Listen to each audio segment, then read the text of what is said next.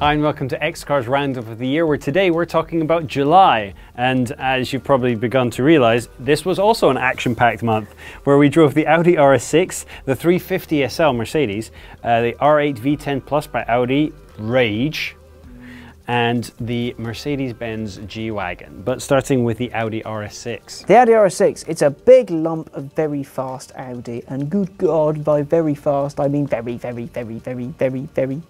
fast. It's supercar quick. It's so fast it pissed off a newspaper, and that's quite impressive in itself. You expect an Audi to be big and a bit quick, but you don't expect it to have that much torque, that much thrust, that much push. It's the second fastest car really that Audi make, after the R8. Yeah, well, it's that and the RS7. The RS7, yeah. And then, because they're basically the same thing. It's that kind of mental sleeper car thing, isn't it? I mean, the RS6, we got to see, when we went on the launch, we got to see all the kind of versions of the RS6, and they had the Lamborghini V10 engine in them, didn't they? It's Lamborghini V10 in the second gen with 2 turbos on it. It's mad. And that had more power than the one that, than the new one, but it was still a bit slower. It's a bit lighter, isn't it? The new one. It's a bit lighter, but it has a 4-litre twin-turbo V8, same one you get in the Bentley Continental GT V8. It's mega quick. Those turbos just. Oh. We saw how fast the GT V8 was, and then this is a lot lighter. Anyway, moving on to Mercedes, 350 SL. The entry-level SL, it's supposed to be the pinnacle of luxury, like the luxury GT cruiser, and it was all right. It was a bit dull to look at, and for 80 grand, which was how much it cost, I would have expected a lot more. But it was comfy. It just felt a bit strained. I think the weight of the roof and all the toys Nick's had, everything on it, air scarf, heated and cooled seats, all the toys with the sat-nav, absolutely everything. But it felt a little strained. It felt like it was trying too hard. It wasn't effortless enough for a GT. I liked the kind of way we went with the story, because you talked about genetics and the fact that the SL was kind of it was a descendant of the kind of the SL. The SL, the 300 SL. Yeah. Exactly. But it didn't really have kind of, despite being a descendant of that, it didn't really have the attributes that the SL had that kind of made it the car it was. No.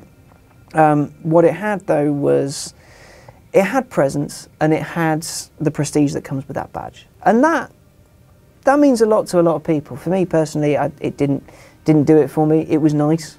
You could barely hear that V6. It wasn't so, it wasn't the sportiest car, and as you mentioned, it wasn't the lightest car. No, it was what, 1,800 kilos, and for something whose name is Sport Light, I felt a little bit cheated, if I'm honest. But no, it was a good car. It handled well. It was quite pleasant, but yeah. Well, from Audi to Mercedes, back to Audi. We've already mentioned it a little bit. Audi R8 V10 Plus. That was for me the absolute perfect shoot. I mean, we took it to Wales. We've taken a lot of cars, but there was something about that day that was absolutely perfect. The weather was perfect, the light was perfect. The kind of matte blue paint on that V10 was just absolutely stunning and an absolute pleasure to film. It looked so good, so aggressive. And we've all seen the R8 before, we know what it looks like, but I don't know, that V10 Plus added something new to the mix, and the sound that it made.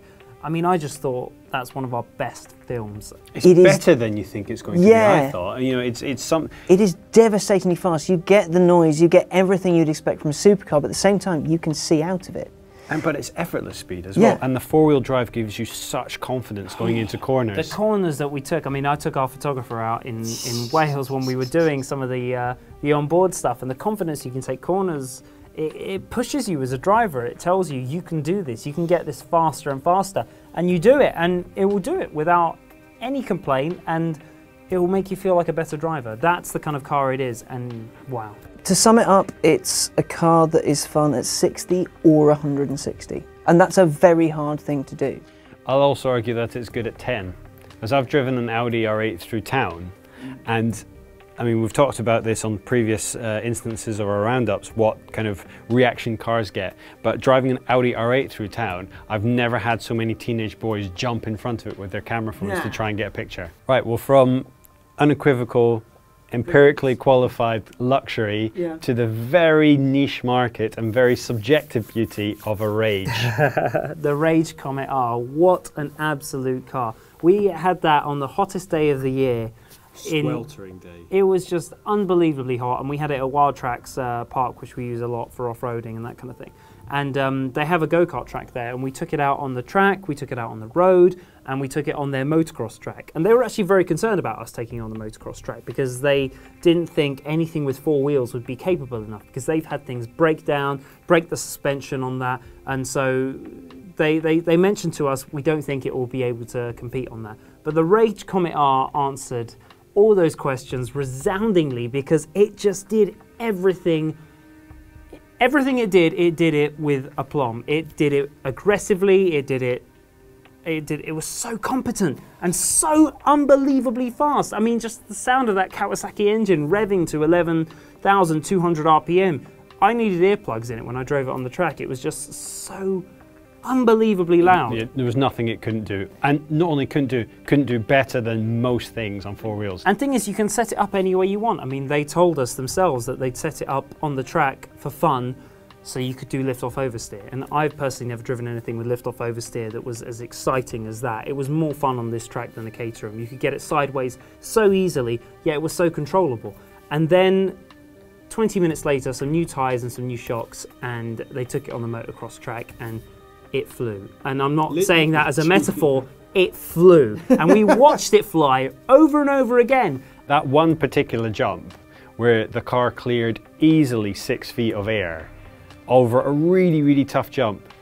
We had the driver who came along from Rage do that a dozen times easily, and he was absolutely fine with it. The thing that he worried the most about was driving in really thick sand, not because the car couldn't, but because it didn't go quite as fast as it did everywhere else, and he's like, oh, it looks so much more exciting when it's going fast. I mean, this is stuff that you can barely walk through, that you sink down to mid-calf, and they're driving through it with no problem. From an actual car that is off-roading in a new way to off-roading in a more classic way, Mercedes G-Wagen. It's a car that hasn't really changed in the same way the Defender hasn't changed all that much, but the Defender costs a lot less. The G-Wagen we had in, 350 BlueTech diesel, 211 brake horsepower, something like that. That was again £80,000. But you know, it was a great car. It had it had bags of character, and everywhere you went, people smiled at you. It drove terribly on road, but it has a global fan base that people absolutely love. It is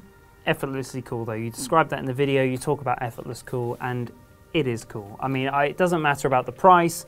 Its look, people love it. Yeah. It does look very cool, and I love the fact that a car can kind of not change design but still be as popular 30 or 40 years later. Well, that's it for July. All the links to the videos are, of course, below, and hopefully you'll join us again tomorrow where we'll be talking about August.